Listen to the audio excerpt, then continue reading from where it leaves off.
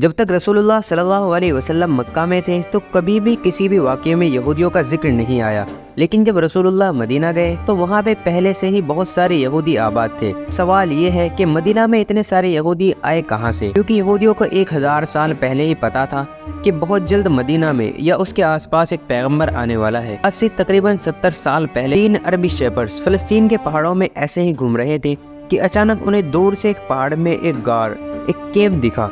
वो उस केव के अंदर गए और उन्होंने देखा कि उस केव में सिर्फ 2 जार्स पड़े हुए हैं। उन्होंने जार्स को खोला तो उनके अंदर पुराने ज़माने के कुछ पेपर्स और स्क्रोल्स पड़े हुए थे। उन्होंने सोचा कि पता नहीं क्या चीज़ है बस, तो उन्होंने इसको बाजार में थोड़े से पैसों के लिए बेच दिया। वहाँ से ये स्क्रोल्स किसी अमेरिका के एक साइंटिस्ट के हाथ लगे, जिसको डायरेक्ट पता चल गया कि ये यहूदियों की आसमानी किताब तौरात है, लेकिन ये किसी अजीब से स्टाइल में लिखी हुई थी जो आज के ज़माने के सारी तौरात से बिल्कुल मुख्तलिफ थी। तो साइंटिस्ट जॉन डी ट्रेवर ने इन पेपर्स को उस ज़माने के सबसे पुराने तौरात जो 1800 साल पुराने लिखी गई थी उससे कंपेयर किया, और इन दोनों तौरात का स्टाइल और अंदाज बिल्कुल एक जैसा था। जिस कागज़ पर ये तौरात लिखी हुई थी उस साइंटिस्ट ने उसकी कार्बन डेटिंग कराई कि ये ज़्यादा से ज़्यादा कितने साल पुराना है, और पता चला कि ये एटलीस्ट 2200 साल पुराना कागज़ है जिस पर ये तौरात लिखी हुई है। इट मीन्स कि ये तौरात जो फ़लस्तीन की गार में एक आम से अरबी शेपर्स को मिली, ये दुनिया की सबसे पुरानी तौरात में से एक है। इवन हज़रत ईसा अलैहिस्सलाम के आने से पहले। ये कंप्लीट तौरात तो नहीं, लेकिन तौरात के बहुत सारे पोर्शंस इसमें मौजूद है। इस स्क्रोल्स के स्टार्टिंग में यहूदियों के एक पैगंबर आइज़िया का जिक्र है, जिसको क्रिश्चियंस और मुसलमान दोनों ही सच्चा पैगंबर मानते हैं। और इस पैगंबर आइज़िया ने फ्यूचर के कुछ प्रोफेसिस लिखे हैं जो आने वाले वक्तों में दुनिया में क्या क्या होने वाला है। पहली प्रोफेसी ये है बख्त नसर, बाबिलोन का बहुत ताकतवर बादशाह जिसने हजारों साल पहले यहूदियों की बिल्कुल हिटलर की तरह तबाही फेर दी थी। इसकी पहली प्रोफेसी ये है कि अभी तो हमारे ऊपर बहुत जुल्म कर रहा है, लेकिन बहुत जल्द एक शख्स इसकी हुकूमत को बर्बाद कर देगा और यहूदियों को उनके इलाके में वापस आबाद करेगा। और ये प्रोफेसी इससे 300 साल पहले पूरी हो चुकी थी। साइरस द ग्रेट की शक्ल में ईरान का एक बहुत ताकतवर बादशाह, जिसको आज बहुत सारे मुस्लिम स्कॉलर्स ज़ुल्क़रनैन भी समझते हैं। इस तौरात की दूसरी प्रोफेसी की वजह से यहूदी मदीना में आबाद हुए। इस दुनिया के सबसे पुराने तौरात में प्रोफेसी कुछ ऐसे लिखी हुई थी कि देखो मेरा गुलाम जिसे मैं कायम रखता हूँ और अपनी रूह को इसमें डालूंगा और वो दुनिया में इंसाफ कायम करेगा, और जब तक वो ज़मीन पर इंसाफ कायम ना कर ले वो पीछे नहीं हटेगा और ना उसे कोई कुचलने वाला होगा, और मैं बुतों को अपनी तारीफ छीनने नहीं दूंगा। और जिन आबादियों में कैदार के लोग रहते हैं खुश हो जाए। कैदार इसको याद रखें। सैला के लोग पहाड़ के ऊपर चढ़कर चीख कर खुशी के नारे लगाएं। सबसे पहले कहा गया कि कैदार के लोग खुशियां मनाएं। तो अब ये कैदार कौन है और कहाँ है?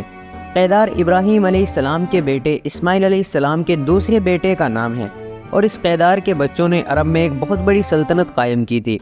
और रसूलुल्लाह सल्लल्लाहु अलैहि वसल्लम इस्माइल अलैहिस्सलाम के इस बेटे कैदार की नस्ल में से हैं। दूसरा जिक्र बुतों का हुआ है। ज़माने में सबसे ज़्यादा बुतों की इबादत अरब में की जाती थी, तो इससे ये क्लियर होता है कि पैगंबर अरब में आए। प्रोफेट आइज़िया ने तौरात में दूसरी प्रोफेसी ये की थी कि सैला के लोग पहाड़ पर चढ़कर जोर जोर से खुशी के नारे लगाए। ये सैला लफ्ज़ SELA ये ऐसे ही तौरात में आज भी लिखा जाता है। अब ये सैला अरब में किधर है? मेरी बात ना मानो तो गूगल मैप तो सबके पास होता है। गूगल मैप पर लिखो और आप सीधे इस पहाड़ की लोकेशन पर पहुंचेंगे।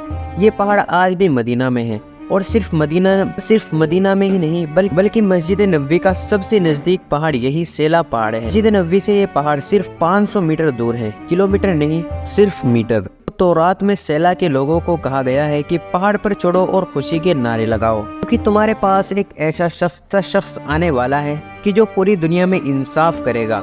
और ये सब कुछ तौरात में यहूदियों को पहले ही बता दिया गया था। यहूदियों को पहले ही पता था कि मदीना में एक पैगंबर आने वाला है, तो वो फ़लस्तीन से मदीना और आसपास शिफ्ट होने लगे कि काश हम एक बार उस पैगंबर से मिले। और एक बार तो यहूदियों और रोमन एम्पायर की लड़ाई के बाद यहूदी मदीना के आसपास जमा होने लगे और खैबर को अपना हेडक्वार्टर बना लिया।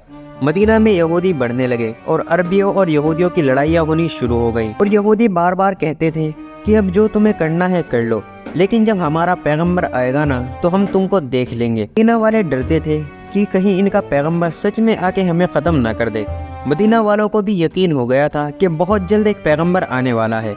इन सब के बाद मक्का से एक शख्स मदीना आया, इसका नाम था मसअब बिन उमैर। جنہوں نے آ کے اسلام کی دعوت دی اور بتایا کہ مکہ میں ایک پیغمبر آیا ہے جس کی مکہ میں کوئی بھی بات نہیں مان رہا۔ مدینہ والے کہنے لگے کہ ہو سکتا ہے یہ وہی پیغمبر ہو جس سے یہودی ہمیں ڈراتے تھے۔ مدینہ والوں نے ڈائریکٹ دنیا میں سب سے پہلے اسلام قبول کر لیا۔ یہودیوں کو جب پتا چلا کہ ان کا پیغمبر عربیوں میں آیا ہے تو انہوں نے صاف انکار کر دیا کہ وہ پیغمبر ہے ہی نہیں، جبکہ کچھ یہودیوں نے تو اسلام قبول کر لیا اور اسلام کے لیے انہوں نے جان بھی دی۔ جنگ خیبر کے بعد یہودیوں کی ساری پاور عرب سے ختم کر دی گئی اور جو مال انہوں نے سالوں سے جمع کیا ہوا تھا وہ بھی مسلمانوں کو مل گیا۔ ویڈیو پسند آئے تو ویڈیو کو لائک کریں۔ ایسے ہی ویڈیو دیکھنے کے لیے ہمارے چینل کو سبسکرائب کر کے بیل آئیکن کال پر سلیکٹ کر لیں تاکہ ایسے ہی ویڈیو آپ کے پاس سب سے پہلے پہنچ سکے۔